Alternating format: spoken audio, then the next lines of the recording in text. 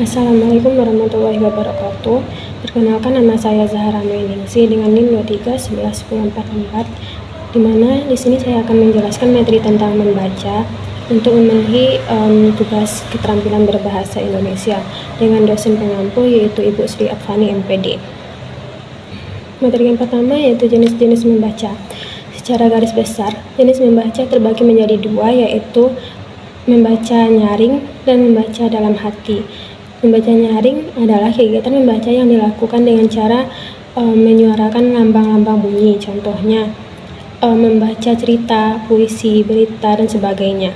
Kedua yaitu membaca dalam hati, adalah kegiatan membaca dilakukan dengan tidak menyuarakan bunyi-bunyi. Karena membaca dilakukan dalam hati memberikan kesempatan kepada peserta didik untuk memahami teks yang dibacanya secara mendalam. Membaca dalam hati terbagi menjadi dua, yaitu yang pertama yaitu membaca ekstensif atau membaca cepat. Adalah teknik membaca secara cepat tanpa mengurangi pemahaman inti bacaan. Membaca ekstensif meliputi membaca survei, membaca sekilas, dan membaca dangkal. Kedua yaitu membaca intensif atau membaca pemahaman.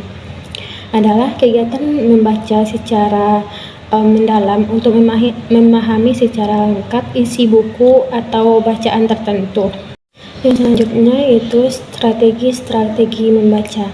Yang pertama yaitu strategi bawah atas, yaitu proses pemahaman teks dari tataran kebahasaan yang paling rendah menuju yang paling tinggi. Kedua yaitu strategi atas bawah, proses pemahaman teks dari tataran yang paling rendah menuju yang lebih tinggi. Yang ketiga yaitu strategi campuran, mana proses pemahaman teks dengan menggunakan model bawah atas dan atas bawah yang bisa digunakan dalam waktu yang bersamaan. Yang keempat yaitu model strategi interaktif, adalah memahami suatu teks melalui proses interaktif antara layar belakang pengetahuan membaca dan teks.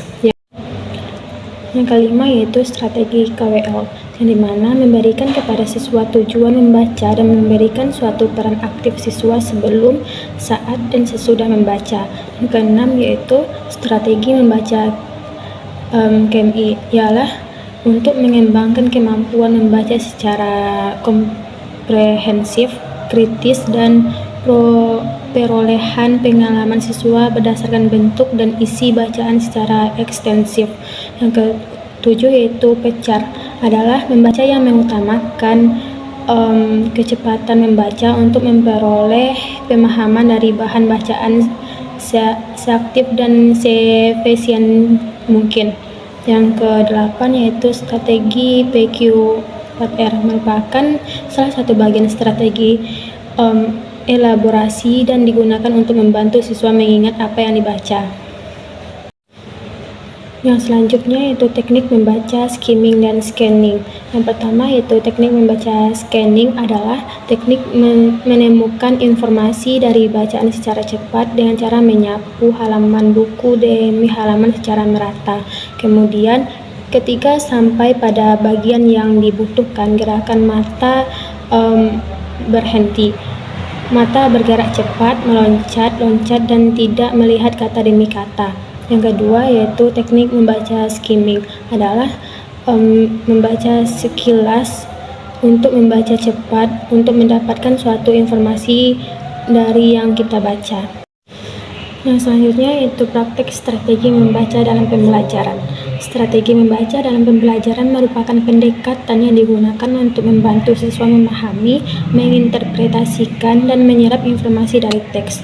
Dalam konteks pendidikan, pembelajaran membaca tidak hanya bertujuan untuk membaca kata demi kata, tetapi juga untuk meningkatkan kemampuan siswa dalam menganalisis, mengevaluasi, dan menghubungkan informasi dalam berbagai sumber.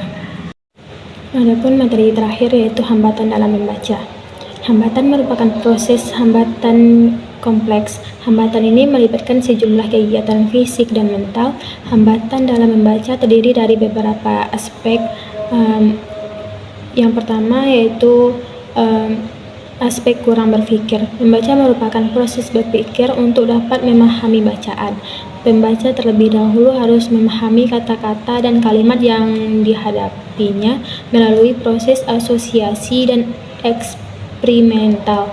Jika pembaca kurang berpikir, maka bacaan akan terhambat. Cukup sekian materi dari saya.